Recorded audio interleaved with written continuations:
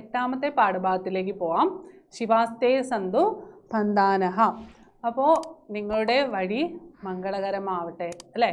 നമ്മൾ ഏതൊരു വഴിക്ക് പോവുകയാണെങ്കിലും അത് നല്ലതായി തീരട്ടെ. അപ്പോൾ ആ ഒരു പേരാണ് അതിൽ കൊടുത്തിരിക്കുന്നത്. ഈ പാഠഭാഗത്തിൽ പറഞ്ഞിരിക്കുന്നത് ഏതാണ്? അഭിജ്ഞാന ശാകുന്തളം. കാളിദാസൻ്റെ പ്രധാന നാടകമായ അഭിജ്ഞാന ശാകുന്തളം. നിങ്ങൾ കേട്ടിട്ടില്ലേ? ശകുന്തളയെക്കുറിച്ചൊക്കെ കേട്ടിട്ടുണ്ടാവൂലേ? അപ്പോൾ ശകുന്തളയുടെ വേഷവും രൂപമൊക്കെ നിങ്ങളുടെ മനസ്സിലുണ്ടാവൂലേ? ഒരു ഗുരുകുലത്തിൽ താമസിക്കുമ്പോൾ അല്ലെങ്കിൽ എന്താണ് സന്യാസ രൂപം, നമ്മൾ ശകുന്തള എന്ന് പറയുന്ന എപ്പോഴും നമ്മളെ മനസ്സിൽ ആ ഒരു രൂപം ഉണ്ട് അല്ലേ. ഒരു പാട്ട് രംഗത്തിലൊക്കെ നമ്മളെപ്പോഴും കണ്ടതാണ്. അപ്പോൾ ഈ കാളിദാസൻ്റെ അത്രയും എന്താണ് രചനാപാടവം അല്ലേ, ഈ ശാകുന്തളത്തിലുള്ള അത്രയും കാര്യങ്ങളാണ് ഈ പാഠഭാഗത്ത് നമ്മൾ പറഞ്ഞിരിക്കുന്നത്. ഇത് വായിച്ചു നോക്കിയാൽ കുറേ ഉണ്ട്. അപ്പോൾ ഒരു 4 പ്രധാന ശ്ലോകങ്ങളാണ് അത് നന്നായിട്ട് വായിച്ച് പഠിച്ച് പോവുക. അതിൽ പറഞ്ഞിരിക്കുന്ന കാര്യങ്ങളൊക്കെ പഠിച്ചെടുക്കുക. പിന്നെ ശകുന്തളയെക്കുറിച്ച് ചിലപ്പോൾ ചോദിക്കാം, ടിപ്പണി എഴുതാൻ വരാം. അപ്പം ഒന്ന് നോക്കാം. കാവ്യേഷു നാടകം രമ്യം തത്ര ശാകുന്തളം മതം ശാകുന്തളേ ചതുർത്ഥോ അംഗഃ തത്ര ശ്ലോക ചതുഷ്ടയം. എന്താണ്? കാവ്യങ്ങളിൽ ഏറ്റവും നല്ലത് ഏതാണ്? മനോഹരമാണ് നാടകം. ആ നാടകത്തിൽ ഏറ്റവും മനോഹരമാണ് ഇത് ശാകുന്തളം. ആ ശാകുന്തളത്തിൽ ഏറ്റവും എന്താണ്? ചതുർത്ഥ അംഗഃ, അതിലെ ഏറ്റവും 4ാം അംഗമാണ് ഏറ്റവും മനോഹരം എന്ന്, ഏറ്റവും ഇമ്പോർട്ടൻ്റ് ആയിട്ടുള്ളതും ആ അംഗമാണ്. അപ്പോൾ ഇതിലുള്ള സന്ദർഭം, കഥാസന്ദർഭം എന്താണ്? ശകുന്തള വിവാഹം കഴിഞ്ഞ് പോകുന്ന രംഗവും, അപ്പോൾ ഒരു അച്ഛൻ്റെ മനസ്സിലുള്ള വിഷമങ്ങളും അല്ലെങ്കിൽ ആകുലതകളും, അപ്പോൾ ഒരു കല്യാണം കഴിഞ്ഞ് പോകുന്ന ഒരു പെൺകുട്ടിക്ക് ഉണ്ടാകുന്ന ഒരു വിഷമവും, ആ ചുറ്റുപാടുള്ള നമ്മളെ കുടുംബങ്ങളും നമ്മൾ പരിപാലിച്ചു പോരുന്ന ചെടികളും മൃഗങ്ങളും ഒക്കെ ഉണ്ടാവും അല്ലേ. അപ്പോൾ ഒരു കല്യാണ വീട് ഒന്ന് നിങ്ങളെ മനസ്സിലേക്ക് അങ്ങ് കൊണ്ടുവന്നാൽ നമുക്ക് പെട്ടെന്ന് ഈ കാര്യം പിടികിട്ടും കേട്ടോ. പിന്നെ ഒരു പറയാനുള്ളത് എന്തെന്ന് വെച്ചാൽ, ഇത് കുറേ കാലം മുമ്പ് നടന്നിരിക്കുന്ന രചനകളും കാര്യങ്ങളും ഒക്കെയാണ്. പക്ഷേ ഇന്നത്തെ കാലത്തേക്ക് എടുത്തു നോക്കിയാൽ നമുക്കിത് അംഗീകരിക്കാൻ കുറച്ച് പ്രയാസം ഉണ്ടാവും. ഇന്നത്തെ കാലത്തെ പെൺകുട്ടികൾ ഇങ്ങനെ ആവണമെന്ന് ഒരിക്കലും പറയില്ല. കാരണം നമ്മൾ എന്താണ് സ്വന്തം കാലിൽ നിൽക്കാനും ഒക്കത്തിനും ഒരു പ്രാപ്തയാവണമെന്നാണ് ഇന്ന് നമ്മൾ പഠിക്കുന്നത്. അപ്പോൾ ഇതൊരു രചനയായിട്ട് മാത്രം കണ്ടെത്തുക, മനസ്സിലിടുക. അപ്പോൾ അതിൽ പറയുന്ന ഉപദേശങ്ങളൊക്കെ അങ്ങനെ എടുക്കുക. എൻ്റേതും ആയ ഒരു അഭിപ്രായമാണ് അത്, പെൺകുട്ടികളോട് പ്രത്യേകിച്ചും. അപ്പോൾ ഇതിൽ പറയുന്ന കാര്യങ്ങൾ ആ രീതിയിൽ എടുക്കുക. നമ്മൾ എന്താവുക? സ്വന്തം നന്നായിട്ട് പഠിക്കുക, നമ്മളെ ലക്ഷ്യത്തിലേക്ക് എത്തിച്ചേരുക കേട്ടോ. ഇപ്പോൾ അഭിജ്ഞാന ശാകുന്തളം എഴുതിയിരിക്കുന്നത് കർത്താവ് ആരാണ്? കാളിദാസനാണ്. ഇതിൻ്റെ ഇതിവൃത്തം മഹാഭാരതാത് സ്വീകൃതം ശകുന്തളോപാഖ്യാനം. അംഗങ്ങൾ 7 അംഗങ്ങളാണ്. അതിൽ 4ാം അംഗമാണ് ഇവിടെ പറഞ്ഞിരിക്കുന്നത്. അത് അത്രയും ഇമ്പോർട്ടൻ്റ് ആയിട്ടുള്ള ശ്ലോകങ്ങളാണ്. ഇതിൻ്റെ രസം ശൃംഗാരമാണ്. കാളിദാസൻ്റെ അന്യ നാടകങ്ങളാണ് മാളവികാഗ്നിമിത്രം, വിക്രമ ഉർവശീയം. ഏതാണ്? മാളവികാഗ്നിമിത്രവും വിക്രമോർവശീയവും കേട്ടോ. നമുക്ക് ബ്രാക്കറ്റിൽ നിന്ന് എടുത്ത് ചോദിക്കാം എന്താണ്, ഏതൊക്കെയാണ് ഇതിൻ്റെ പ്രധാന രചനകൾ എന്ന്. അപ്പോൾ കാളിദാസൻ്റെ നാടകങ്ങളിൽ പ്രധാനപ്പെട്ടതാണ് ഏതൊക്കെ? അഭിജ്ഞാന ശാകുന്തളം, മാളവികാഗ്നിമിത്രം, വിക്രമോർവശീയം. അപ്പോൾ ഓരോ ഇതായിട്ട് ഒന്ന് പറയാം. ഒന്നാമത്തെ ശ്ലോകത്തിൽ നമ്മൾ രംഗത്തിൽ പറയുന്നത് എന്താണ്? കണ്ണ മഹർഷി എന്താണ് അറിയുകയാണ്?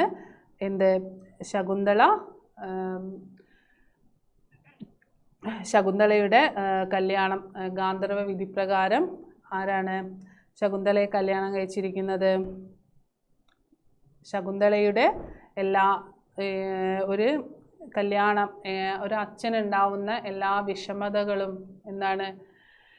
ദുഷ്യന്തൻ്റെ അടുത്തേക്ക് വിടുന്ന സമയത്ത് അല്ലേ, ഇപ്പോൾ ഭർത്താവിൻ്റെ അടുത്തേക്ക് വിടുന്ന സമയത്ത് ഒരു കുട്ടിയെ, ഒരു പെൺകുട്ടിയെ ഒരു അച്ഛൻ കൈപിടിച്ച് കൊടുക്കുന്ന സമയത്ത് ആ അച്ഛൻ്റെ എല്ലാ വ്യാകുലതകളും മനസ്സിലുണ്ടായിരുന്നു. കണ്ണമഹർഷിയുടെ വളർത്തുമകളാണെങ്കിൽ കൂടിയും അദ്ദേഹത്തിന് ഭയങ്കരമായിട്ട് വിഷമമുണ്ടായിരുന്നു. അപ്പം ഓരോ കാര്യങ്ങൾ അവിടെയുള്ള ശിഷ്യന്മാരെ ഏൽപ്പിക്കുകയും അവളെ ഭർത്ത വീട്ടിൽ കൊണ്ടു ചെന്നാക്കാൻ വേണ്ടി പറയുന്ന രംഗങ്ങളും ഒക്കെയാണ് ഇതിൽ പറഞ്ഞിരിക്കുന്നത് കേട്ടോ.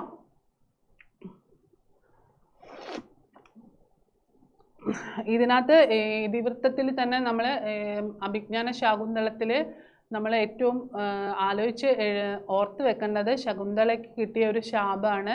എന്താണ്, ദുർവാസാവ് മഹർഷി ആശ്രമത്തിലെത്തിയത് ശകുന്തളയ്ക്ക് മനസ്സിലായില്ലായിരുന്നു.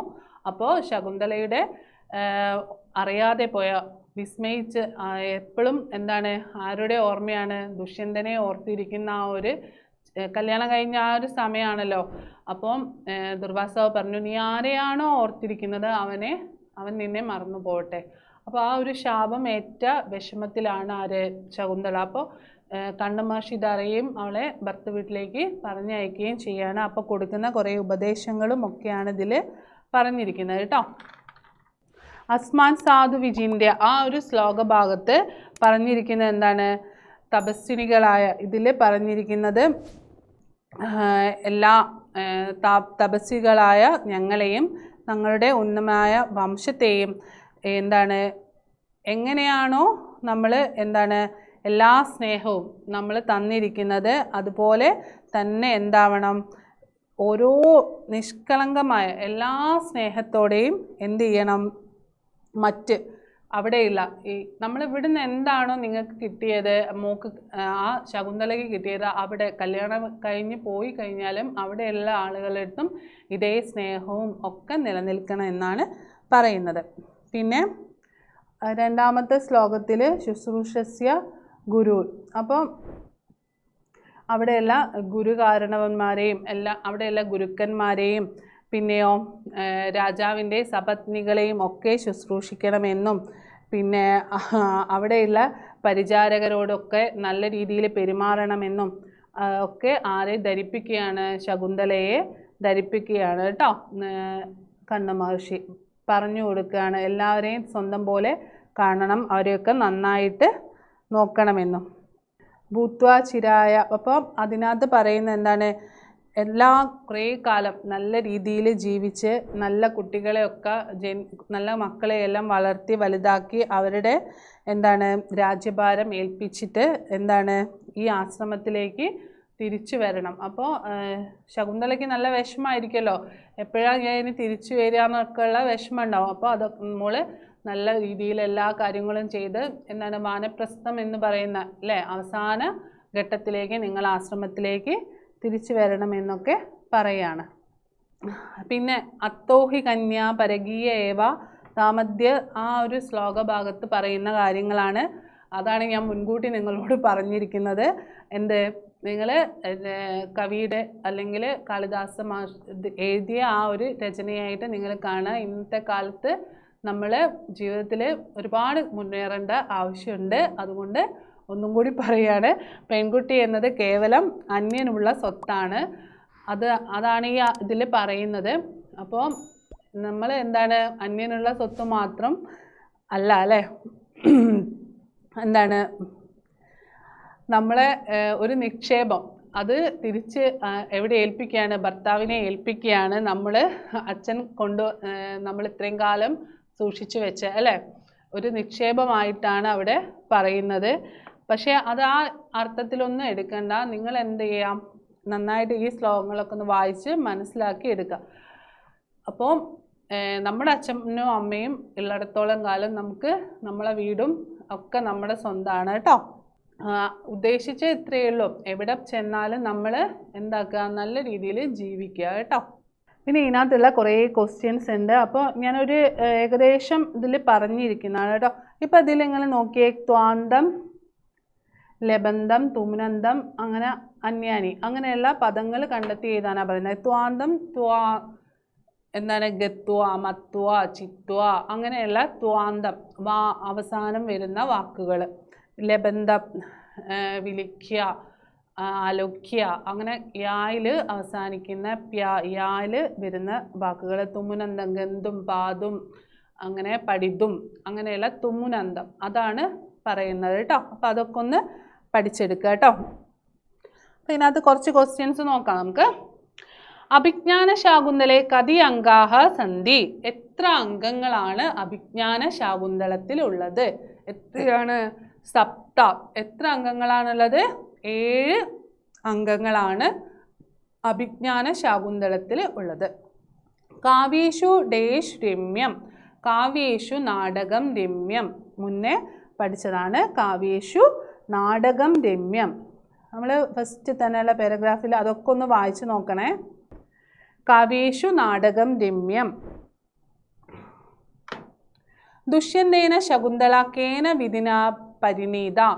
ദുഷ്യന്തൻ ശകുന്തളയെ എങ്ങനെയാണ് കല്യാണം കഴിച്ചത്? ഏത് രീതിയിലാണ്? പല കല്യാണ രീതിയുണ്ട്. അപ്പോൾ അതിനകത്ത് ഗാന്ധർവ വിധിപ്രകാരമാണ് എന്ത് ചെയ്തിരിക്കുന്നത്? കല്യാണം കഴിച്ചിരിക്കുന്നത്. ഗാന്ധർവ വിധി. കഹ ശകുന്തളാം ശശാപ. ആരാണ് ശകുന്തളയെ ശപിച്ചത്? ആരാണ്? ദുർവാസാവ് മഹർഷിയാണ് ആരെ ശപിച്ചത്? എന്ത്? നീ എന്താണോ ഓർത്തിരിക്കുന്നത് അത് മറന്നു പോകട്ടെ. ആരെയാണോ ഓർത്തിരിക്കുന്നത് അവർ നിന്നെ മറന്നു പോകട്ടെ. അതാണ് ശപിച്ചത് ദുർവാസാവ് മഹർഷി. അപ്പം അത് നിങ്ങൾ ഓർത്ത് വയ്ക്കണം കേട്ടോ. ദുർവാസാവ് മഹർഷി. അഭിജ്ഞാന ശാകുന്തളസ്യ ഇതിവൃത്തം കസ്മാത് ഗ്രന്ഥാത് സ്വീകൃതം. അത് ഓർത്ത് വയ്ക്കുക. അഭിജ്ഞാന ശാകുന്തളം എടുത്തത് ഏത് ഗ്രന്ഥത്തിൽ നിന്നാണ്? മഹാഭാരതം. ഇതിൽ നിന്നാണ്? മഹാഭാരതം. അഭിജ്ഞാന ശാകുന്തളെ പ്രധാന രസഃ കഹ. അഭിജ്ഞാന ശാകുന്തളത്തിലെ പ്രധാന രസം ശൃംഗാരം. ഏതാണ്? ശൃംഗാരം. അത് ഓർത്ത് വയ്ക്കുക കേട്ടോ. സ്നേഹപ്രവൃത്തിരേവം ദർശിനി കസ്യ വചനമിതം കണ്വസ്യ. അപ്പോൾ ഓരോരോ സംഭാഷണത്തിൽ പറഞ്ഞിരിക്കുന്ന, ഇതൊരു നാടകമാണല്ലോ, അപ്പോൾ ഓരോരുത്തർ പറഞ്ഞിരിക്കുന്ന വാക്കുകളൊന്ന് വായിച്ച് ഓർത്തെടുത്താൽ മതി. ആരോട് പറഞ്ഞു, ആ ഒരു കഹ കം പ്രതി എന്ന് ചോദിക്കും. അപ്പോൾ പറയാം കണ്വ ശകുന്തള അല്ലെങ്കിൽ കണ്വ ശാർങ്ങരവഹ. അപ്പോൾ ആരോടാണ് പറഞ്ഞിരിക്കുന്നത്? പിന്നെ നമ്മൾ ശാകുന്തളത്തിൽ 2 കാര്യങ്ങൾ ഓർത്തിരിക്കാനുണ്ട്. എന്തൊക്കെയായിരുന്നു? അനസൂയയും പ്രിയംവദയാണ് ആരുടെ? സഖിമാരാണ് കേട്ടോ ശകുന്തളയുടെ. അതൊന്ന് വിട്ടുപോയിട്ടുണ്ട്, അതൊന്ന് ഓർത്ത് വെച്ചു. ക്വസ്റ്റ്യൻ വന്നിട്ടുണ്ട്. ശകുന്തളായാഹ സഖി കാ സീത പാർവതി അനസൂയ. ആരായിരുന്നു? അനസൂയയും പ്രിയംവദയും. അപ്പം അനസൂയ എന്നുള്ളത് ടിക്ക് ചെയ്യണം കേട്ടോ. അഭിജ്ഞാന ശാകുന്തളെ നായിക കാ ശകുന്തള. നായക ദുഷ്യന്ത. ശകുന്തളാം അനുഗതഃ മുനികുമാരഃ കഹ. ശാർങ്ങരവ. ശിഷ്യനാണ് കേട്ടോ. ശാർങ്ങരവനാണ് ആര്? ശിഷ്യനാണ്. കണ്വ മഹർഷിയുടെ ശിഷ്യനാണ് കേട്ടോ. വളർത്തച്ഛനാണ്. ഗൗതമിയാണ് അമ്മ. ഗൗതമി എന്ന് പറയുന്ന ഒരു കഥാപാത്രത്തോട് ഇതിൽ പറയുന്നുണ്ട് കേട്ടോ, അമ്മയായിട്ട്. പിന്നെ നമുക്ക് ത്വാന്തം, ലബന്ധം, തുമ്നന്തം നമ്മൾ പറഞ്ഞിട്ടുണ്ട് അല്ലേ. അങ്ങനത്തെ ആ ക്വസ്റ്റ്യൻസ് ഒക്കെ ഒന്ന് നോക്കി വെക്കണേ. അതേപോലത്തെ വാക്കുകൾ കണ്ടെത്തി എഴുതി വെച്ച് പഠിക്കുക. ടേബിള് പട്ടിക പ്രകാരം എഴുതുക കേട്ടോ. ഭൂത്വ, രാജസ്യ. ഭൂത്വ എന്ന് പറയുമ്പോൾ ത്വാന്താണ്. രാജസ്യ അങ്ങനെയൊക്കെ പറയുമ്പോൾ യായിൽ അവസാനിക്കുന്ന പദം പ്രസൂയ. അങ്ങനെയൊക്കെ പറയുമ്പോൾ നമുക്ക് എന്തെടുക്കാം? തുമുനന്തം ദ്രഷ്ടും, പിന്നെ പാതും, കർത്തും, അങ്ങനെയുള്ള കാര്യങ്ങൾ തുമുനന്തായിട്ട് എടുക്കുക. അപ്പോൾ ത്വാന്തം വായിൽ. അപ്പം ഗത്വ, ഗത്വ. ലബന്ധത്തിൽ ആലോക്യ, വിളിക്കുക. തുമുനന്തം പഠിതും ഒക്കെ നോക്കുക കേട്ടോ. പിന്നെ നമുക്ക് സംഭാഷണം ഉണ്ടാവും. അപ്പോൾ അത് അതിനകത്ത് തന്നിട്ടുണ്ടാവും കുറച്ച് കാര്യം. പിന്നെ എപ്പോഴും നമ്മളൊരു സംഭാഷണം അവസാനിക്കുമ്പോൾ ധന്യവാദ ലാസ്റ്റിലേക്ക് ഉണ്ടാവും. അപ്പോൾ അത് ആ ഒരു സാധാരണ കോൺവെർസേഷൻ ആണെങ്കിൽ നമുക്ക് ധന്യവാദ, നന്ദി എന്നുള്ളത് ലാസ്റ്റ് കൊടുക്കാം. അതൊരു പോയിൻ്റായിട്ട് നിങ്ങൾ ഓർത്ത് വയ്ക്കണം. ഏറ്റവും അവസാനം ധന്യവാദ എന്നുള്ള ഒരു വേർഡ് എഴുതി വെക്കണം കേട്ടോ. ഒന്നും ചില സംഭാഷണങ്ങൾ അവസാനിക്കുമ്പോൾ ആ ഒരു വാക്ക് എഴുതാം. ശകുന്തളയെക്കുറിച്ചൊരു പട്ടിക എഴുതാൻ, ഒരു ടിപ്പണി എഴുതാൻ വന്നാൽ നിങ്ങൾക്ക് എഴുതാൻ പറ്റണം കേട്ടോ. ശകുന്തളയുടെ ഒരു സ്വഭാവവും ഒക്കെ എഴുതിയാൽ മതി. അവരുടെ വിഷമവും ഈ പാഠഭാഗത്ത് കൊടുത്തിരിക്കുന്നത്. കഥാപാത്ര സ്വരൂപം കേട്ടോ, അതിനകത്ത് ഹിൻഡ് തരും നമുക്ക്, അത് വെച്ചിട്ട് എഴുതിയാൽ മതി കേട്ടോ. ഇനി ഒരു അടുത്ത പാഠത്തിലേക്ക് കടക്കാം. സംസ്കൃതി. അതിനകത്ത് 2 പാഠഭാഗങ്ങളാണ് പറഞ്ഞിരിക്കുന്നത്. ഈശോപദേശവും പിന്നെ പ്രാപ്യവര നിബോധത. അപ്പോൾ അത് ഈശോപദേശം എഴുതിയിരിക്കുന്നത് ആരാണ്? PC ദേവസ്യ. പ്രാപ്യവര നിബോധത എന്ന് പറയുന്നത് എന്താണ്? ശ്രേഷ്ഠരായ ആളുകളുടെ അടുത്ത് ചെന്ന് പഠിക്കുക. ആ ഒരു മീനിങ് ആണ്. കഠോപനിഷത്തിലെ വാക്കുകളാണ് കേട്ടോ അത്. കണ്ടോ, PC ദേവസ്യ അദ്ദേഹം എന്താണ്? അദ്ദേഹത്തിന് ഒരുപാട് അദ്ദേഹത്തിൻ്റെ ഒരു പ്രൊഫൈൽ തന്നെ നിങ്ങളിവിടെ കാണുന്നുണ്ടോ? അപ്പോൾ അത് എന്ത് ചെയ്യുക? പഠിക്കണം കേട്ടോ. PC ദേവസ്യയെ കുറിച്ചിട്ട് ഒരു ജീവന ചരിത്രം എഴുതാൻ പറഞ്ഞാൽ നമുക്ക് എഴുതാൻ സാധിക്കണം. അദ്ദേഹം ജനിച്ചത്, അദ്ദേഹത്തിൻ്റെ കർമ്മഫലത്തിൽ അദ്ദേഹം എന്തൊക്കെ ചെയ്തു, എവിടെയാണ്? കോട്ടയത്ത് കുടമാളൂർ ദേശത്താണ് അദ്ദേഹം ജനിച്ചത്. അതൊരു 1 വേർഡ് ക്വസ്റ്റ്യൻ ആയിട്ട് നിങ്ങൾക്ക് ചോദിക്കാം. PC ദേവസ്യ ജനിച്ച സ്ഥലം എവിടെയാണെന്ന് കേട്ടോ.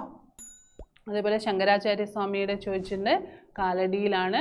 തഞ്ചാവൂരാണ് ആര്? ത്യാഗരാജ സ്വാമികൾ. അദ്ദേഹത്തിന് കേന്ദ്രീയ സാഹിത്യ അക്കാദമി അവാർഡ് കിട്ടിയിട്ടുണ്ട്. കേരള സാഹിത്യ അക്കാദമി പുരസ്കാരവും മഹാഭാഗ്യേന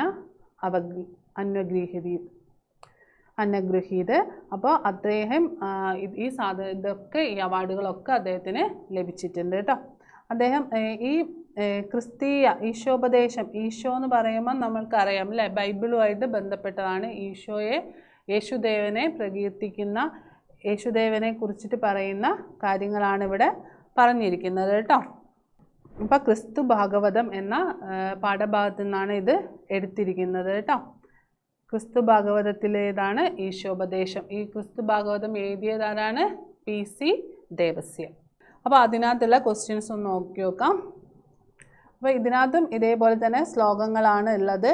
അപ്പോൾ അതിൽ പറഞ്ഞിരിക്കുന്നത് എന്താണ്? നമ്മൾ എപ്പോഴും ഈശ്വരനെ നമ്മൾ ഈശോയായാലും ഹിന്ദു ആയാലും ക്രിസ്ത്യാനി ആയാലും മുസൽമാനായാലും ഒക്കെ നമ്മൾ എന്താണ്? ഒരേ ദൈവത്തിലാണല്ലേ നമ്മൾ വിശ്വസിക്കുന്നത്. അപ്പോൾ ആരായാലും ഏത് ദൈവങ്ങളായാലും നമുക്ക് ഒരുപോലെയാണ്. അപ്പം ഒരു ജാതി, ഒരു മതം, ഒരു ദൈവം, മനുഷ്യനെ എന്ന് പറഞ്ഞ ശ്രീനാരായണ ഗുരു, അദ്ദേഹത്തെ നമ്മൾ ഓർമ്മിച്ചുകൊണ്ട് തന്നെ ഏത് ജാതിയായാലും മതമായാലും മനുഷ്യൻ നന്നായാൽ മതി അല്ലേ. അപ്പോൾ നമ്മളിങ്ങനെ ആളുകളെ കാണിക്കാൻ വേണ്ടി, നമ്മൾ ഭക്തരാണെന്ന് കാണിക്കാൻ വേണ്ടി, അല്ലെങ്കിൽ ഈശ്വരൻ എൻ്റെ കൈപ്പിടിയിലാണെന്ന് കാണിക്കാൻ വേണ്ടി പല കോപ്രായങ്ങളും നമ്മൾ പല സ്ഥലത്തും കാണാം. അതിപ്പോൾ എല്ലാ അമ്പലത്തിലായിക്കോട്ടെ, പള്ളിയിലായിക്കോട്ടെ, അല്ലെങ്കിൽ ക്രിസ്ത്യൻ പള്ളികളിലായിക്കോട്ടെ, നമ്മൾ ഉറക്കെ പ്രാർത്ഥിച്ചാലാണ് ഈശ്വരൻ നമ്മളെ കൂടെ ഉണ്ടാവുക, അല്ലെങ്കിൽ നമ്മൾ കുറേ സംഭാവന കൊടുത്താലാണ് ഈശ്വരൻ നമ്മളെ കൂടെ നിൽക്കുക. ഇതൊക്കെയല്ലേ നമ്മൾ കണ്ടുകൊണ്ടിരിക്കുന്നത്. പക്ഷേ ഇതൊന്നുമല്ല ഈശ്വര ഭജന. എന്താണ്? നമ്മൾ മനസ്സിൽ നല്ലത് ചെയ്തുകൊണ്ട് നല്ലത് പ്രാർത്ഥിച്ചാൽ നല്ലത് വരും. അങ്ങനെ ആ ഒരു ചിന്താഗതി നമ്മൾ ബൈബിളിലൊക്കെ പറയുന്നത് പോലെ ആ ഒരു കാര്യങ്ങളാണ് ക്രിസ്തു ഭാഗവതത്തിൽ എഴുതിയിരിക്കുന്നത്. ക്രിസ്തു ഭാഗവതം എന്താണ്? നമ്മളെ പണ്ടൊക്കെ ഉള്ള, ഇപ്പം ശങ്കരാചാര്യ ആയിക്കോട്ടെ കുറേ മുമ്പേ ഉള്ള ആളുകളാണ്. അപ്പോൾ PC ദേവസ്യ പോലെയുള്ള ആളുകളൊക്കെ നമ്മളെ ഇപ്പോഴത്തെ ആധുനിക കവികളും എഴുത്തുകാരും ഒക്കെയാണ്. അപ്പം അങ്ങനെയൊക്കെയാണ് നമ്മൾ ഇതിനകത്ത് ഗിരിപ്രഭാഷണം എന്നൊരു പേരും കൂടി ഈ ഒരു ഇതിന് കൊടുത്തിട്ടുണ്ട് കേട്ടോ. അപ്പം പർവ്വതത്തിൻ്റെ മലയുടെ മുകളിൽ നിന്ന് യേശുദേവൻ കൂട്ടാളികൾക്ക് അല്ലെങ്കിൽ ഇവർക്ക് പറഞ്ഞു കൊടുത്ത പ്രഭാഷണമായതുകൊണ്ടാണ് ഈ പാഠഭാഗത്തെ, അല്ലെങ്കിൽ ഇതിനെ എന്ത് പറയുന്നത്? ഗിരിപ്രഭാഷണം ഇതി പ്രസിദ്ധ കേട്ടോ. അപ്പോൾ ഇതിനകത്ത് പറഞ്ഞിരിക്കുന്നത്, നിങ്ങൾ സ്വന്തം ധർമ്മം ആചരിക്കുന്നത് എന്താണ്? മറ്റുള്ളവരുടെ ദർശനത്തിനായിട്ട് ആവരുത്. എന്താണ്? ഇപ്രകാരം ചെയ്താൽ സ്വർഗസ്ഥനായ പിതാവ് എന്താണ്? നമ്മുടെ ഈശ്വരൻ, സ്വർഗസ്ഥനായ പിതാവിൻ്റെ കൃപാകടാക്ഷം നമുക്ക് ലഭിക്കില്ല. മറ്റുള്ളവരെ കാണിക്കാനായിട്ട് നമ്മൾ ഒന്നും ചെയ്യേണ്ടതില്ല. എന്താണ്? നമ്മുടെ മനസ്സിലാണ് അല്ലേ ഈശ്വരൻ കുടികൊള്ളുന്നത്. ഇപ്പം ശബരിമല ആയാലും കൂടി തത്വമസി എന്നുള്ള എന്താണ്? അത് നീ ആവുന്നു, നീ തന്നെയാണ് ഈശ്വരൻ അല്ലേ, സത്യമാണത്. നമ്മൾ ആ ദൈവത്തെ എവിടെ സങ്കല്പിക്കുന്നു, അയ്യപ്പനിൽ സങ്കല്പിക്കുന്നു ആയിക്കോട്ടെ. അപ്പോൾ നമ്മൾ നല്ലത് അയ്യപ്പന്മാരായിട്ട് സ്വയം മാറിയിട്ടാണ് ശബരിമലയിൽ നമ്മൾ എത്തിച്ചേരുന്നത് അല്ലേ. അപ്പോൾ അത് തന്നെയാണ് നീ, എന്താണ്, ഞാൻ തന്നെയാണ് നീ. അപ്പോൾ നമ്മുടെ ഉള്ളിൽ കൊടികൊള്ളുന്ന ചൈതന്യം എപ്രകാരമായിരിക്കണം? നിഷ്കളങ്കമായിരിക്കണം. എന്താണ്? കളങ്കമറ്റതാവരുത്. ഇപ്പോൾ അമ്പലത്തിലൊക്കെ ചിലർ പോയി പ്രാർത്ഥിക്കും അല്ലേ, അവന് നല്ലത് വരരുതേ, അവൻ നശിച്ചു പോണേ. അങ്ങനെയാണ് ചില ആളുകൾ അങ്ങനെ പ്രാർത്ഥിക്കാറുണ്ട്. ഈ ചില ഓരോരോ വഴിപാടൊക്കെ അവൻ നശിച്ചു നമ്മൾ അങ്ങനെയൊന്നും ചിന്തിക്കാതെ നല്ല ചിന്തകളാണ്. ഇപ്പോൾ ഈ സംസ്കൃതത്തിലുള്ള ഗ്രന്ഥങ്ങളിൽ മുഴുവൻ നിങ്ങൾക്ക് പറഞ്ഞു തരുന്നതും അത് തന്നെയാണ്. എന്താണ്? നല്ല കാര്യങ്ങളെക്കുറിച്ച്. നമ്മൾ ഒരു സംസ്കൃതം പഠിക്കുന്ന ആളുകൾ അല്ലെങ്കിൽ അവർക്ക് എന്താണ് ഏകദേശ ധാരണ ഉണ്ടാവും നമ്മുടെ ഈ ലോകത്ത് എന്തൊക്കെയാണ് നടക്കുന്നത്, എങ്ങനെയൊക്കെയാണ് സംസ്കരിക്കപ്പെട്ട ഭാഷ അല്ലേ. അപ്പോൾ നമ്മൾ ഏറ്റവും കൂടുതൽ നമ്മുടെ മനസ്സിൽ എന്താണ് ഈശ്വര ചൈതന്യം എന്ന് പറഞ്ഞാൽ നമ്മുടെ എന്താണ് നല്ലത് ചെയ്യുന്നത് തന്നെ, മറ്റുള്ളവർക്ക് ഒരു ദോഷവും വരുത്താതെ നല്ലത് വരട്ടെ എന്ന് മാത്രം കരുതി ജീവിക്കുക. ഓക്കെ, കുറേ നേരമായില്ലേ നമ്മളിങ്ങനെ ക്ലാസ്സും പരീക്ഷയും. അപ്പോൾ പരീക്ഷയ്ക്ക് നല്ല മാർക്ക് സ്കോർ ചെയ്യാൻ നോക്കണേ. ഇതൊക്കെ നമ്മളെ ജീവിതത്തിൻ്റെ ഭാഗമാണ്, അത് ഓർത്ത് വയ്ക്കാം. ഒന്നാമത്തെ ശ്ലോകത്തിൽ അതാണ് പറഞ്ഞിരിക്കുന്നത് കേട്ടോ. അത് റിപ്പീറ്റഡ് ആയിട്ട് നമുക്ക് മനസ്സ് തോന്നും, പക്ഷേ ഇതൊക്കെ തന്നെ എന്താണ് നമ്മൾ എന്ത് ചെയ്യുക, യേശുദേവൻ നമുക്ക് പറഞ്ഞു തരുന്ന കാര്യങ്ങളാണ്. നമ്മൾ ഒരാൾക്ക് ഭിക്ഷ നൽകുന്നത് അല്ലെങ്കിൽ എപ്പോഴും നമ്മൾ എന്ത് ചെയ്യുമ്പോഴും മറ്റുള്ളവരെ കാണിക്കാൻ ചെയ്യരുത്. എന്ത് വെച്ചാൽ ഇപ്പോൾ ചെണ്ടക്കൊട്ടും വാദ്യഘോഷവും ഒക്കെ ആയിട്ട് ചെയ്താൽ മാത്രമേ ഈശ്വരൻ നമ്മളെ കൂടെ വരും, അങ്ങനെയൊന്നുമില്ല. പിന്നെ ഉത്സവങ്ങളും അല്ലെങ്കിൽ പെരുന്നാളുകളും ഒക്കെ എന്താണ് എല്ലാവരുടെയും ഒരു കൂട്ടായ്മയാണ് അല്ലേ. അതിന് വേണ്ടിയിട്ടായിരിക്കണം നമ്മൾ പ്രവർത്തിക്കേണ്ടത്. അല്ലാണ്ട് ഈശ്വരൻ വരണമെങ്കിൽ ഇങ്ങനെയൊക്കെ ചെയ്യണം അങ്ങനെയൊന്നുമില്ല. നമ്മൾ ചില കാര്യങ്ങളൊക്കെ എന്ത് ചെയ്യാം, ആളുകളുടെ കൂട്ടായ്മ, ഹിന്ദു എന്നോ മുസൽമാൻ എന്നോ ക്രിസ്ത്യൻ എന്നോ ഒരു മതവും ഒന്നുമില്ലാതെ ഒരു ദേശത്തുള്ള എല്ലാവരും ചേർന്ന് നടത്തേണ്ട ഉത്സവങ്ങൾ, പെരുന്നാളുകൾ അങ്ങനെയായിരിക്കണം കേട്ടോ. അപ്പോൾ അതാണ് ഇവിടെ ഈ ശ്ലോകത്തിൽ നമ്മളോട് പറയുന്നത്. കപടഭക്തന്മാർ, അവരെ നമ്മൾ ഈശ്വരൻ ഒരിക്കലും എന്ത് ചെയ്യുന്നില്ല, പിതാവ് ഒരിക്കലും അനുഗ്രഹിക്കുന്നില്ല. പിന്നെ അടുത്ത ഇതിൽ പറയുന്നത്, ഓരോ ശ്ലോകത്തിലും പറഞ്ഞിരിക്കുന്നത് എന്താണ്, നമ്മൾ ഭിക്ഷ കൊടുക്കുന്നത് ഇടത് കൈ അല്ലെങ്കിൽ വലതു കൈ കൊടുക്കുന്നത് ഇടതു കൈ അറിയാൻ പാടില്ല. അപ്പോൾ നമ്മൾ എന്തെങ്കിലും ഒരു സാധനം അല്ലെങ്കിൽ നമ്മൾ എന്തെങ്കിലും ഒരു നല്ല കാര്യം അല്ലെങ്കിൽ എന്തായിക്കോട്ടെ, നിങ്ങൾ എന്ത് ചെയ്യുന്നുണ്ടെങ്കിലും അത് എന്ത് ചെയ്യരുത്, മറ്റുള്ളവരെ കാണിക്കാനായിട്ട് ചെയ്യരുത്. ഈശ്വരൻ എല്ലാം കാണുന്നുണ്ട്, അദ്ദേഹം എല്ലാം അറിയുന്നുമുണ്ട്. അപ്പോൾ അതിനുള്ള ഫലം നിനക്ക് കിട്ടിയിരിക്കും. അപ്പോൾ നല്ലത് ചെയ്താൽ നല്ലത് കിട്ടും, ദുഷ്ടതരം ചെയ്താൽ നിങ്ങൾ അതിൻ്റെ ഫലം അനുഭവിക്കേണ്ടി വരും. അപ്പം നല്ലത് ചെയ്യുക കേട്ടോ. രഹസ്യമായിട്ട് നമ്മൾ എന്ത് ചെയ്താലും നമ്മൾ എന്താണ്, ഈശ്വരൻ അത് കാണുന്നുണ്ട് എന്നാണ് ഈ ശ്ലോകത്തിൽ പറയുന്നത്. സത്യത്തിൻ്റെ ഭാണ്ഡവുമായിട്ട് എന്താണ് യേശുദേവൻ്റെ ആളുകൾ നമ്മുടെ പുറകെ തന്നെ ഉണ്ട് കേട്ടോ, ദൂതന്മാർ കൂടെ തന്നെ ഉണ്ട്. അപ്പോൾ അങ്ങനെ ചിന്തിച്ച് വേണം ഓരോ കാര്യങ്ങൾ നമ്മൾ ചെയ്യാൻ. ഈശ്വരൻ മുകളിലുണ്ടെന്ന് ചിന്തിക്കാം.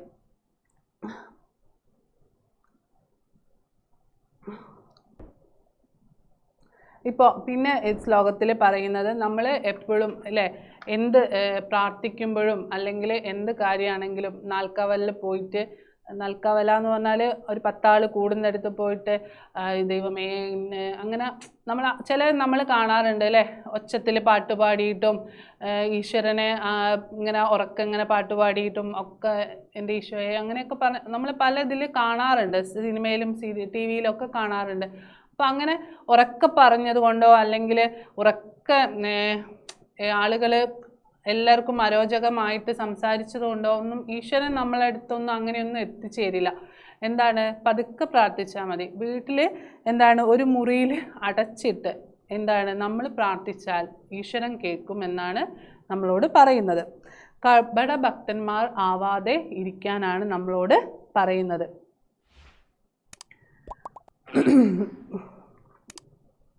അപ്പോൾ നമ്മളെപ്പോഴും പിതാവ് നമുക്ക് എന്താണ് അതിൻ്റെ ഫലം നമുക്ക് തന്നിരിക്കും. ഗുപ്തദർശക എന്താണ്, നമ്മൾ ഈശ്വരനെ ഒരു വീടിന് ഉള്ളിലിരുന്ന് നമ്മൾ രഹസ്യമായിട്ട് നമ്മൾ സ്വയം ദൈവത്തെ ഇരുന്ന് പ്രാർത്ഥിച്ചാൽ ദൈവം അത് കേൾക്കും. അതിന് നിങ്ങൾ അമ്പലത്തിൽ പോകണമെന്നോ അല്ലെ പള്ളി പോകണമെന്നോ ഒന്നുമില്ല. നമ്മൾ ഈശ്വര സേവ ചെയ്യുക, ഈശ്വരൻ നമ്മളെ കാണും. ഇത് ഞാനിപ്പോൾ പറയുമ്പോൾ നിങ്ങൾ ഇത് തന്നെയാണല്ലോ ടീച്ചർ നേരത്തെയും പറയുന്നതെന്ന് മനസ്സിലാക്കണം. ഈ ശ്ലോകത്തിലെല്ലാം എന്താണ് ഒരേ കാര്യം തന്നെയാണ് നമ്മളോട് പറയുന്നത്.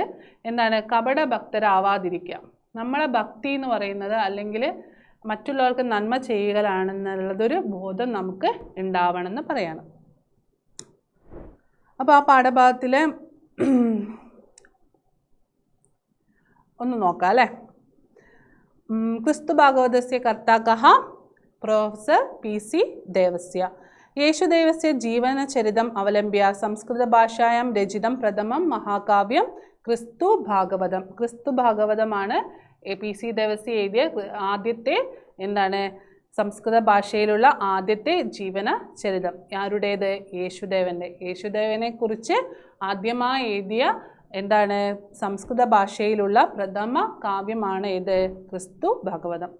പർവ്വതോപരി സ്ഥിത്വാ യേശുദേവേന കൃതസ്യ ഉപദേശസ്യ ദേശ് ഇതി പ്രസിദ്ധ. ഞാൻ പറഞ്ഞു പർവ്വതമുകളിൽ വെച്ച് ചൊല്ലിയ ഉപദേശമായതിനാൽ ഇതിനെ എന്ത് പറയുന്നു? ഗിരിപ്രഭാഷണം എന്നു പറയപ്പെടുന്നു.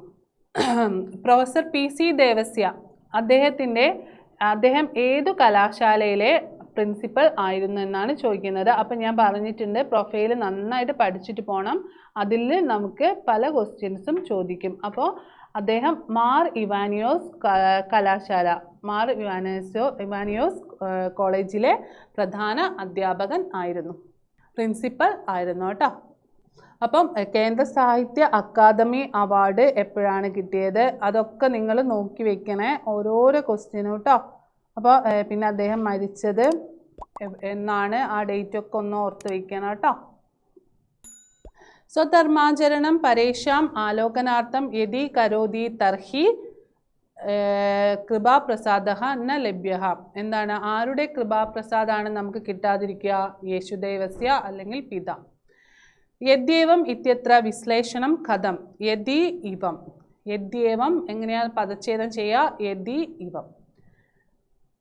ഭിക്ഷാദാന സമയെ ഡേഷ് ഇവ ന കാരയേത്. എന്താണ്, ദാംബികാഹ കപട ഭക്തന്മാർ ആവരുത് കേട്ടോ.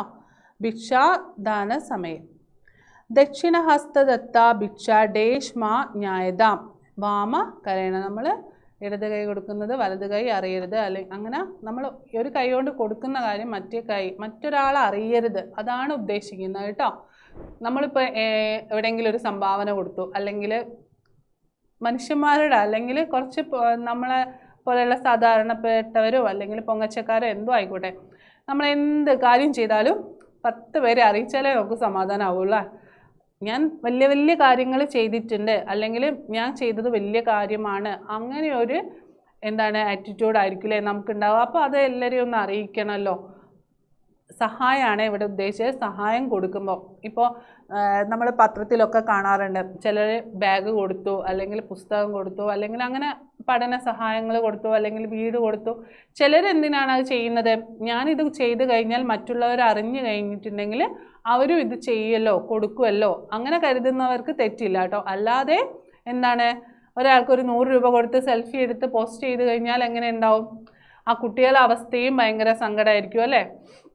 അപ്പം നമ്മൾ ഒരാൾക്ക് എന്തെങ്കിലും സഹായം ചെയ്യുകയാണെങ്കിൽ മറ്റുള്ളവരെ അറിയിക്കാതെ ചെയ്യാം. നിബിധം കൃതസ്യ ദാനസ്യ ഫലം ദേശ് ദാസ്യതി. ആരാണ് നമ്മൾ ചെയ്യുന്ന കർമ്മത്തിനെ ഫലം നമുക്ക് ആര് തന്നോളും? പിതാവ്. സ്വധർമാചരണം കേശാം ആലോകനാർത്ഥം മാ കരേത്. അപ്പോൾ നമ്മൾ ഒന്നാമത്തെ ശ്ലോകത്തിലെ കുറച്ച് ചോദ്യം നോക്കാം. സ്വധർമാചരണം കേശാം ആലോകനാർത്ഥം പരേഷാം ആലോകനാർത്ഥം മാ കരേത്. മറ്റുള്ളവരെ കാണിക്കാനായിട്ട് അല്ലേ. യദ്യേവം ഇത്യസ്യ വിശ്ലേഷണം യദി അധികം ഏവം. അന്വേഷാം ഇത്യർത്ഥകം പദം. അന്വേഷാം മറ്റുള്ളവർക്കായിട്ട്, അന്വേഷാം അല്ലേ. ഇത്യർത്ഥം പരേഷാം നമ്മൾ പറയാം. ദമ്പേന ചരതി ഇത്യസ്യ ഏകം പദം ദാംബികാഹ. ദമ്പേന ചരതി ദാംബികാഹ. ഏകം വാദ്യവിശേഷണം. വാദ്യം എന്ന് പറയുന്നത് എന്താണ്? കൊട്ടുന്ന. അതിന് ഒരു പേരെന്താണ്? തുര്യം. മാർഗേഷു ഇത്യർത്ഥകം പദം ശ്ലോകാത് ചിത്വ. മാർഗേഷു രഥാസു എന്താണ്? പന്ഥാനം, മാർഗം, വഴി, അതാണ് ഉദ്ദേശിക്കുന്നത് കേട്ടോ. പിന്നെ രഹസ്യീകൃതസ്യ ദാനസ്യ ഫലം കഹ ദാസ്യതി. രഹസ്യമായി ചെയ്യുന്ന ദാനത്തിൻ്റെ ഫലം ഗുപ്തദർശി, അല്ലേ? പിതാവ് കാണുന്നുണ്ടെന്നാണ് പറയുന്നത്. ഗുപ്തദർശി കഹ? പിതാവ്. അപ്പോൾ ഇതിൽ നിന്നുള്ള ശ്ലോകങ്ങൾ തന്നിട്ട് നമ്മളോട് അന്വയം ചോദിക്കാം. നിങ്ങൾ എന്ത് ചെയ്യണം? അന്വയങ്ങൾ എഴുതി നോക്കണം കേട്ടോ. അപ്പം അന്വയങ്ങൾ എഴുതാൻ കുറേ ശ്ലോകങ്ങളുണ്ട്. അപ്പോൾ അതിലുള്ള കാര്യങ്ങളൊക്കെ ഒന്ന് നോക്കി വയ്ക്കുക.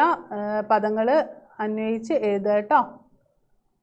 പിന്നെ ഇതിനകത്ത് പ്രത്യേകിച്ചിട്ട് അപ്പം ഈ പാഠഭാഗത്തിലുള്ള ഏകദേശ ക്വസ്റ്റ്യങ്ങളൊക്കെ നമ്മളോട് ചോദിച്ചിട്ടുണ്ട്, നമ്മൾ പറഞ്ഞിട്ടുണ്ട് കേട്ടോ.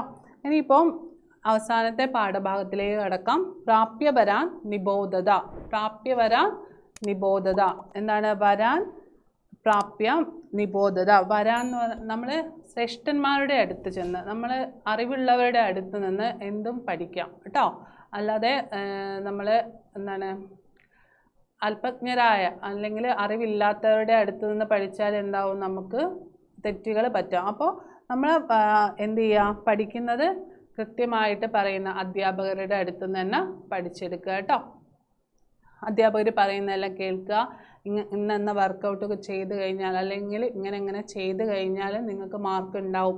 അപ്പോൾ അതൊക്കെ നിങ്ങൾ എന്ത് ചെയ്യുക? നിങ്ങളെ പഠിത്തത്തിലേക്ക് കൊണ്ടുവരിക. എനിക്ക് പറയാനുള്ളത് എഴുതി പഠിക്കുക, നന്നായിട്ട് എഴുതി പഠിക്കുക കേട്ടോ. ഓരോ പാരഗ്രാഫും പട്ടിക എഴുതാൻ പറയുമ്പോൾ നമ്മൾ പട്ടികപ്പെടുത്തി തന്നെ എഴുതി പഠിക്കുക. കൃതികൾ ഏതൊക്കെയാണ്, കവികൾ ഏതൊക്കെയാണ്, പിന്നെ അതിൻ്റെ ഏത് ഭാഗത്തിൽ നിന്നാണ് എടുത്തത്, അത് അങ്ങനെ തന്നെ പഠിക്കുക. പിന്നെ സസ്യങ്ങളത് ഞാൻ പറഞ്ഞു, വനസ്പതി, വിരുദ്ധ, അങ്ങനെയുള്ള കാര്യങ്ങൾ അങ്ങനെ തന്നെ പഠിക്കുക, പട്ടികപ്പെടുത്തി പഠിക്കുക. പിന്നെ ജീവനചരിതം എഴുതാൻ പറയുമ്പോൾ ബാലഗംഗാധരത്തിലേക്ക് മഹാത്മാഗാന്ധി അവരെക്കുറിച്ചൊക്കെ അങ്ങനെ പഠിക്കുക. ഓക്കെ, ഇനി നമുക്ക് ഈ പാഠഭാഗം നോക്കാം.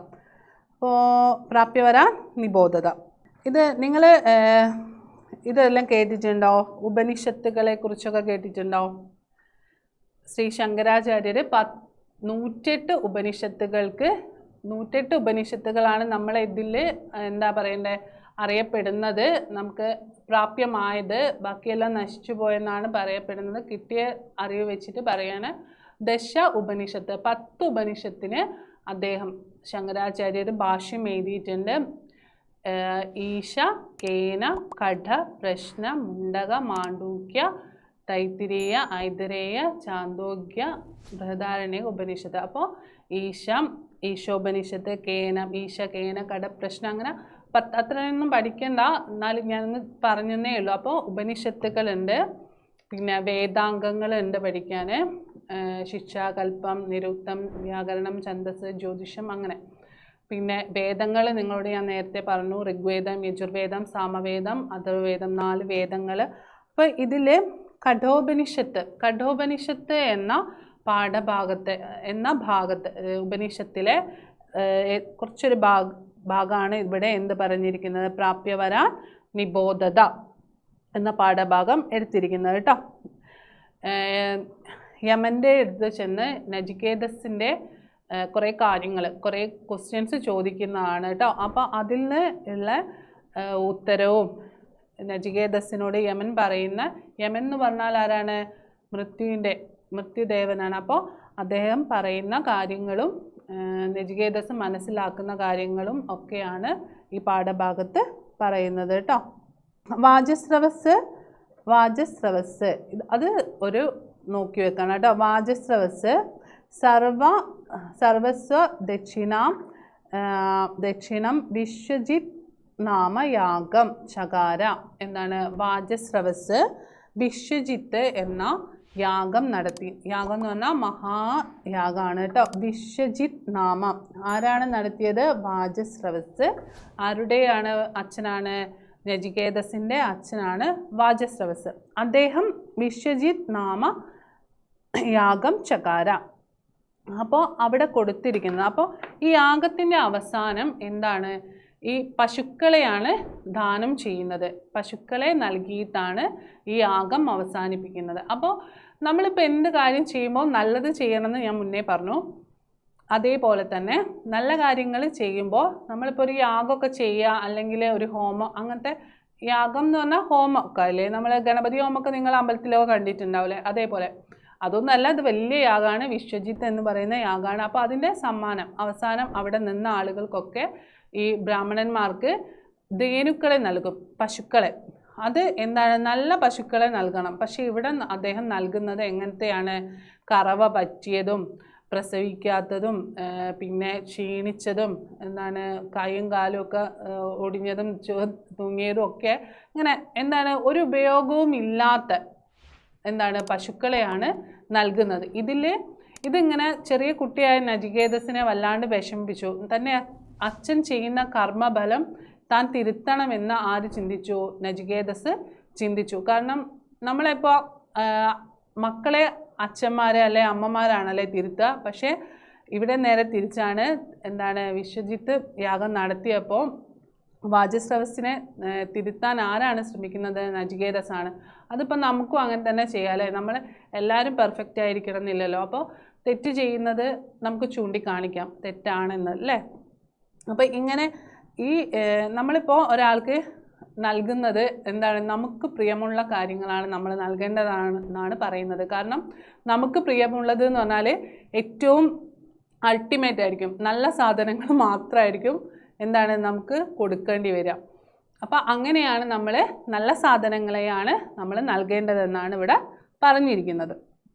അപ്പോൾ ഇങ്ങനെയുള്ള ധേനുക്കളെ നൽകുമ്പോൾ എന്താണ് സംഭവിക്കുന്നത്? അവർക്ക് ഇതിനെക്കുറിച്ച് യാതൊരു ഉപയോഗവും ഇതിൽ നിന്നും അവർക്ക് കിട്ടില്ല. അപ്പം അച്ഛൻ ചെയ്യുന്ന പാപത്തിൻ്റെ ഫലം മാറ്റാൻ ആർക്ക് ഉത്തരവാദിത്തമുണ്ട്? മകനായ തനിക്ക് ഉത്തരവാദിത്തം ഉണ്ടെന്ന് ചിന്തിക്കുകയും അച്ഛനെ ഇതിൽ നിന്നും ഈ ഇതിൽ നിന്നും ഒക്കെ മോചിപ്പിച്ച് പുത്രധർമ്മം നിറവേറ്റണമെന്നും ആര് വിചാരിക്കുകയാണ്? നചികേതസ്.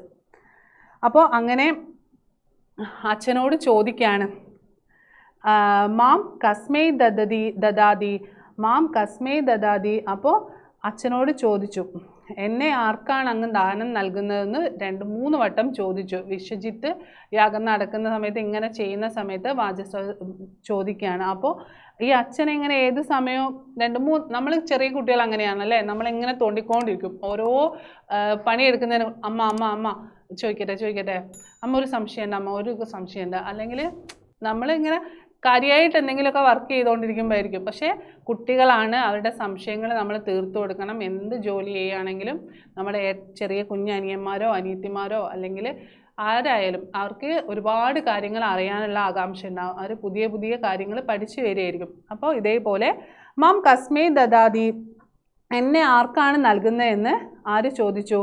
ഈ അച്ഛനെ ഒന്ന് രക്ഷപ്പെടുത്താൻ വേണ്ടിയിട്ട് തന്നെയാണ് കേട്ടോ, ഇങ്ങനെ അറിഞ്ഞുകൊണ്ട് ചോദിക്കുക തന്നെയാണ്.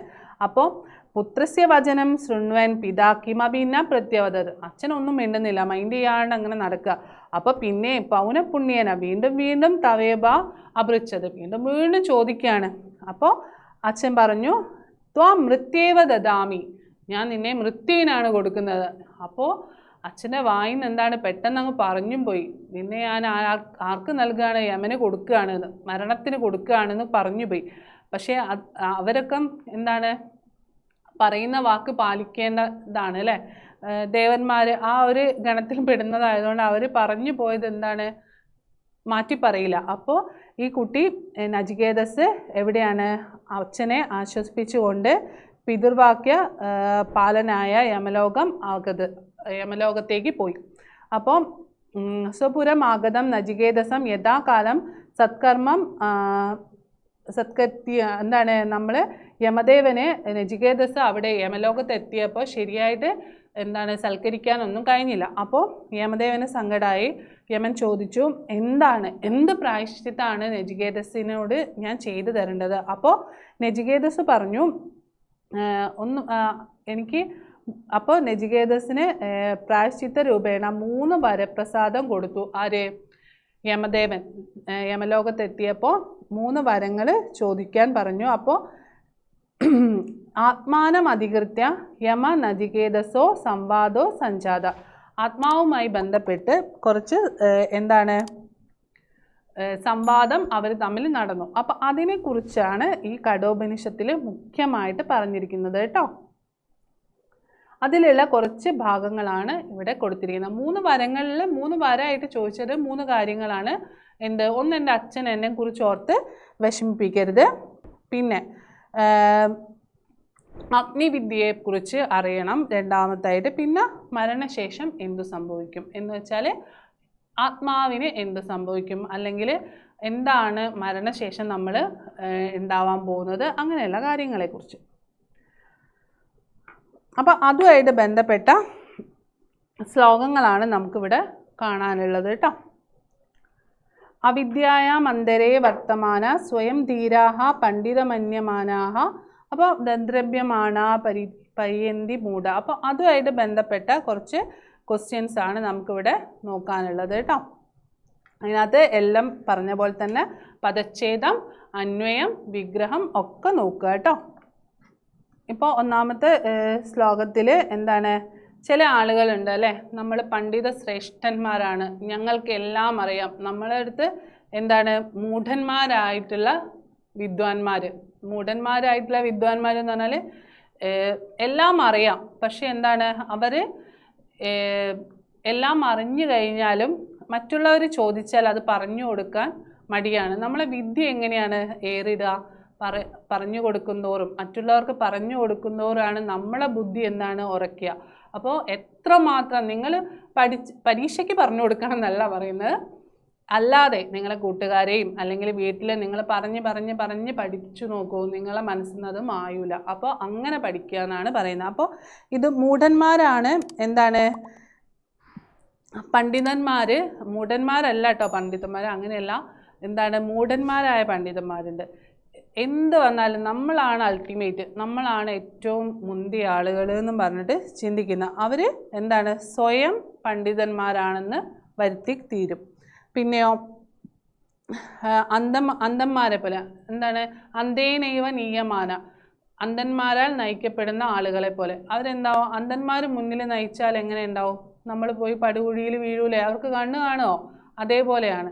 അപ്പം നല്ല ആളുകളെ എടുത്ത് പോയിട്ട് നമ്മൾ എന്ത് ചെയ്യുക, പഠിക്കുക, എന്നിട്ട് നല്ല രീതിയിൽ ജീവിക്കുക. പിന്നെ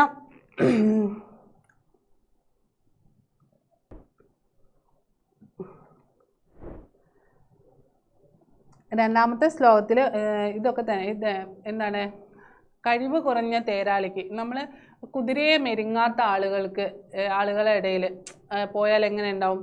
അപ്പോൾ തേരാളി കുതിരേനെ പൂട്ടാൻ നല്ല കഴിവില്ലെങ്കിൽ അയാളുടെ ഉദ്യമം വിജയിക്കുമോ? ആ പുറത്ത് കയറുന്ന ആളുകളും താഴെ വീണ് നിലം കുത്തും അല്ലേ. അപ്പോൾ അജ്ഞാനികളുടെ ഇന്ദ്രിയങ്ങൾ എന്താണ്, നമുക്ക് നിയന്ത്രണ വിധേയം ആവില്ല. പിന്നെ നമ്മൾ എന്തു പറയും, ഈ വിജ്ഞാനം എന്ന് പറയുന്നത് എന്താണ്, മൂർച്ചയേന്തിയ വാളാണ്. എന്ന് വെച്ചാൽ അതിങ്ങനെ ഉരയ്ക്കും തോറും എന്താണ് ഏറിയിരുന്ന കാര്യം. നമ്മൾ വിദ്യ എന്ന് പറയുന്നത് അല്ലെങ്കിൽ അറിവെന്ന് പറയുന്നത് മൂർച്ച കൂട്ടും തോറും നമ്മൾ എന്താവും, നന്നായിട്ട് അത് പ്രതിഫലിക്കും. അപ്പോൾ നന്നായിട്ട് എന്ത് ചെയ്യുക, പഠിക്കുക. അപ്പോൾ നമ്മുടെ അലസതയൊക്കെ ഉപേക്ഷിക്കുക, നമ്മുടെ എല്ലാ മടിയും, നിങ്ങളോട് അത് തന്നെയാണ് പറയാനുള്ളത്. നമുക്ക് അറിയില്ലെങ്കിലും അതെന്ത് ചെയ്യുക, നന്നായിട്ട് പഠിക്കുക. അറിയാത്ത കാര്യങ്ങൾ നന്നായിട്ട് പഠിച്ച് ഉത്തിഷ്ഠത ജാഗ്രത പ്രാപ്യവരാൻ നിബോധത. നമ്മൾ ഇവിടെ ഒരു കാര്യം കൂടി ഒന്ന് സ്തുതിക്കുകയാണ്. വിവേകാനന്ദ സ്വാമികൾ ഈ ഒരു കോട്ടിങ്സ് നിങ്ങൾ എപ്പോഴും കാണുന്നതാണ്. ഉണരൂ, എഴുന്നേൽക്കൂ, എന്താണ് ലക്ഷ്യപ്രാപ്തി വരുന്നത് വരെ എന്താണ് പ്രവർത്തിച്ചു കൊണ്ടേയിരിക്കൂ. ലക്ഷ്യം നേടിയാലും പ്രവർത്തിക്കണം, എങ്കിൽ കൂടി നമ്മൾ അതിലേക്ക് എത്താനുള്ള ശ്രമം നടത്തണം. നിങ്ങളെ മുന്നിലേക്കുള്ള ലക്ഷ്യമാണ് ഇപ്പോൾ ഉള്ളത്, എന്ത് SLC പരീക്ഷ. അപ്പോൾ അത് നല്ല രീതിയിൽ എഴുതാൻ ദൈവം അനുഗ്രഹിക്കട്ടെ. അപ്പോൾ അതാണ് പറയുന്നത്, നമ്മുടെ അലസതകളൊക്കെ ഉപേക്ഷിച്ച് നമ്മൾ എന്താവുക, നല്ലതായിട്ട് പഠിക്കുക. ഓക്കെ, അപ്പോൾ ഇതൊക്കെയാണ് ഇതിൽ നമുക്ക് പറയാനുള്ളത്. പിന്നെ അതിനകത്തുള്ള കുറച്ച് ക്വസ്റ്റ്യൻസ് ഒക്കെ നമുക്കൊന്ന് നോക്കാം. ഇതിനകത്ത് വിദ്യയെക്കൂട്ട് ഒരു ലഘു സുഭാഷിതാനി കേട്ടോ. നമ്മൾ കുറച്ച് വിദ്യയെക്കുറിച്ചിട്ടുള്ള സുഭാഷിതങ്ങളൊക്കെ ഒന്ന് നോക്കി വെക്കുക, എങ്ങാനും ചോദിച്ചാൽ പറയാലോ കേട്ടോ. വാജസ്രവസ്സഹ കിം നാമ യാഗം ചകാര. വാജസ്രവസ് ഏത് യാഗമാണ് നടത്തിയത്? ഞാൻ പറഞ്ഞല്ലോ, ഏതായിരുന്നു? വിശ്വജിത്ത് യാഗം. വാജസ്രവസ് നടത്തിയ യാഗം എന്തായിരുന്നു? വിശ്വജിത്ത്. വാജസ്രവസ്സഹ ഋതുഭ്യഃ ദക്ഷിണരൂപേണ കിം പ്രദദൗ. എന്താണ് ദക്ഷിണ രൂപമായിട്ട്? ദക്ഷിണയായിട്ട് എന്താണ് നൽകിയത്? ധേനുക്കളെ അല്ലേ? അപ്പം ഈ ധേനുക്കൾ ആണ് നന്നില്ലാത്ത ധേനുക്കളെ നൽകുന്നതുകൊണ്ടാണ് നചികേതസ് ഇതിൽ ഇടപെട്ടതും ഇങ്ങനെ മുന്നോട്ട് പോയതും. അപ്പോൾ വാജസ്രവസ്യ പുത്രസ്യ നാമ കിം? എന്താണ്? നചികേതസ്. വാജസ്രവസ്സഹ സ്വപുത്രം കസ്മൈ ദദാതി ഇതി അവദത്. അപ്പോൾ വാജസ്രവസ് എന്താണ് പറഞ്ഞത്? മൃത്യുവിന് കൊടുക്കുമെന്നാണ് അല്ലേ പറഞ്ഞത്? മൃത്യവേ ദദതി ഇതി അവദത്. യമഹ നചികേതസേ കിം അദാത്. യമഹ നചികേതസിന് എന്താണ് നൽകിയത്? വരത്രയം, 3 വരങ്ങളാണ് അല്ലേ നൽകിയത്. പ്രാപ്യവരാൻ നിബോധത ഇതി പാഠഭാഗഃ കസ്മാത് ഗ്രന്ഥാത് സ്വീകൃത.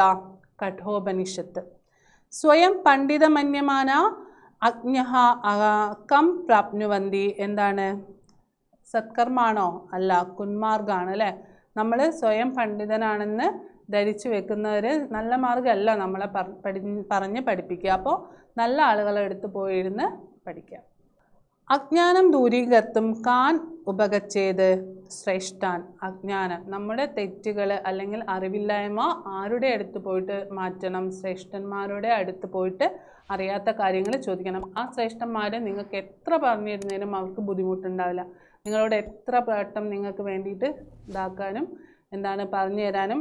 അതുപോലെയാണ് നിങ്ങളെ അധ്യാപകരും, സ്കൂളിൽ ടീച്ചേഴ്സ് ആയാലും ആരായാലും നിങ്ങൾക്ക് എന്ത് സംശയം ഉണ്ടെങ്കിലും നിങ്ങൾ ചോദിക്കാം. ശുരസ്യധാര കഥം ഭവതി നിഷിത. ശുരസ്യധാര നിഷിത ഭവതി കേട്ടോ. അപ്പം പിന്നെ നിങ്ങൾക്ക് വേദങ്ങൾ ഏതൊക്കെയാണ് ഞാൻ പറഞ്ഞു. ഋഗ്വേദം, യജുർവേദം, സാമവേദം, അഥർവവേദം. പിന്നെ ഇപ്പം അത് തന്നെ പട്ടികപ്പെടുത്താൻ നിങ്ങളോട് ചോദിക്കാം. വേദങ്ങൾ ഏതൊക്കെയാണ്, വേദാംഗങ്ങൾ ഏതൊക്കെയാണെന്ന് ചോദിക്കാം. വേദാംഗങ്ങൾ ഏതൊക്കെയാണ്? ശിക്ഷ, കൽപ്പം, നിരുക്തം, വ്യാകരണം, ഛന്ദസ്, ജ്യോതിഷം. 6 വേദാംഗങ്ങളാണ്. ശിക്ഷ, കൽപ്പം, നിരുക്തം, വ്യാകരണം, ഛന്ദസ്, ജ്യോതിഷം. അപ്പോൾ അതിൻ്റെ അന്വയങ്ങൾ ചോദിക്കും, അതൊക്കെ എഴുതണം കേട്ടോ. പിന്നെ നിങ്ങൾക്ക് എപ്പോഴും മാതൃഭാഷയിലേക്ക് മാറ്റി എഴുതാൻ വേണ്ടിയിട്ട് ഒരു ക്വസ്റ്റ്യൻസ് എന്തായാലും ചോദിക്കും. അപ്പോൾ അത് ഏതെങ്കിലും പാരഗ്രാഫ് ആയിരിക്കും ചോദിക്കുക. ചിലപ്പോൾ മഹാഭാരതത്തിലെ ഏതെങ്കിലും ചോദ്യമായിരിക്കും, അല്ലെങ്കിൽ മഹാഭാരതമായിട്ട് എളുപ്പമുള്ള എന്തെങ്കിലും ആയിരിക്കും ചോദിക്കുക. അപ്പോൾ നിങ്ങൾ എന്ത് ചെയ്യുക? സംശയം ഇങ്ങനെ കൂട്ടി വയ്ക്കേണ്ട. അത് നന്നായിട്ടൊന്ന് വായിച്ച് നോക്കിയാൽ നിങ്ങൾക്ക് സംസ്കൃത ഭാഷയിൽ നിന്ന് മലയാളത്തിലേക്ക് എഴുതാൻ പറ്റും. അപ്പോൾ അത് പ്രാക്ടീസ് ചെയ്യണം. അപ്പോൾ കുറേ ക്വസ്റ്റ്യൻസൊക്കെ ഒന്ന് നോക്കുക, എന്നിട്ട് അത് മലയാള ഭാഷയിലേക്ക് മാറ്റി എഴുതാൻ നോക്കുക കേട്ടോ. പിന്നെ കാളിദാസനെ കുറിച്ചിട്ട് ഒന്ന് എഴുതി പഠിക്കുക. പിന്നെ PC ദേവസിയെ കുറിച്ച് നോക്കുക. പിന്നെ അങ്ങനെയുള്ള കുറച്ച് കാര്യങ്ങളൊക്കെ ഒന്ന് നോക്കുക. ഇപ്പോൾ ഇത്രയും കാര്യങ്ങളാണ് നമുക്ക് ഏകദേശം വരിക. ഇപ്പം പാഠഭാഗത്തു നിന്നൊക്കെ വരുന്ന ക്വസ്റ്റ്യൻസ് ഏകദേശം മനസ്സിലായെന്ന് വിചാരിക്കുന്നു. നമസ്തേ, ധന്യവാദം.